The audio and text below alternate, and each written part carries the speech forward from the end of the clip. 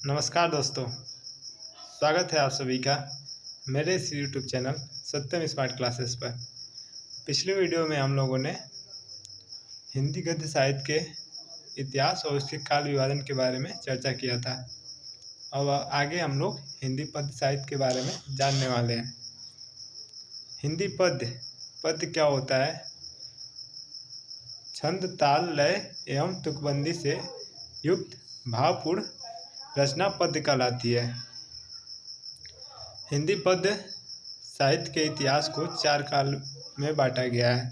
पहला आदिकाल या वीरगाथा काल या चारण काल, दूसरा भक्ति काल, तीसरा रीतिकाल, चौथा आधुनिक काल। मैंने सबसे पहले आदिकाल के बारे में बताया।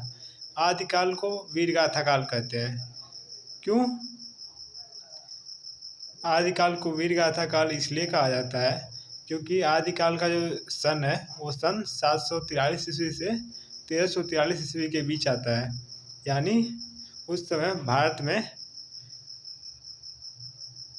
विदेशी आक्रमण हो रहे थे और यहाँ के भारत के राजा इसको रोकने के लिए तथा विदेशी आक्रमणकारियों से लोहा लेने के लिए संघर्ष कर रहे थे और लोहा ले रहे थे, लड़ाई कर रहे थे।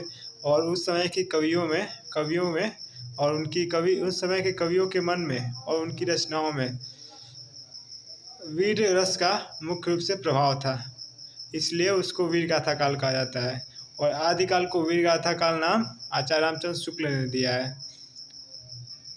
आदिकाल के अंतर्गत बहुत सारे लेखक आते हैं, जिनमें से कुछ प्रमुख हैं। पृथ्वीराज रासो के लेखक चंद्रबरदाई। पृथ्वीराज रासो के लेखक क्या नाम है? चंद्रबरदाई।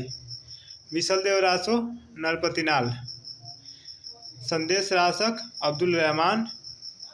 आलाखंड जगनीक। कुमार रासो दलपति विजय और विजयपाल रासो नल सिंह। ये आदिकाल के लेखकों की प्रमुख रचनाएं हैं और उनके प्रमुख रचनाओं के प्रमुख लेखक हैं। अब हम लोग भक्ति काल के बारे में चर्चा करने वाले हैं। भक्ति काल के अंतर्गत सूरदास, कबीरदास, रहीम और बहुत सारे लेखक आते हैं। ऐसे कबीरदास जी का एक दोहा बहुत प्रसिद्ध है। उन्होंने कहा है, पोथी पढ़ी पढ़ी जगमुआ, पंडित भयान को, ढाई आखर प्रेम का, पढ़े सो पंडित होए कबीरा। बाकी के बारे में विस्तृत जानकारी हम लोग अगले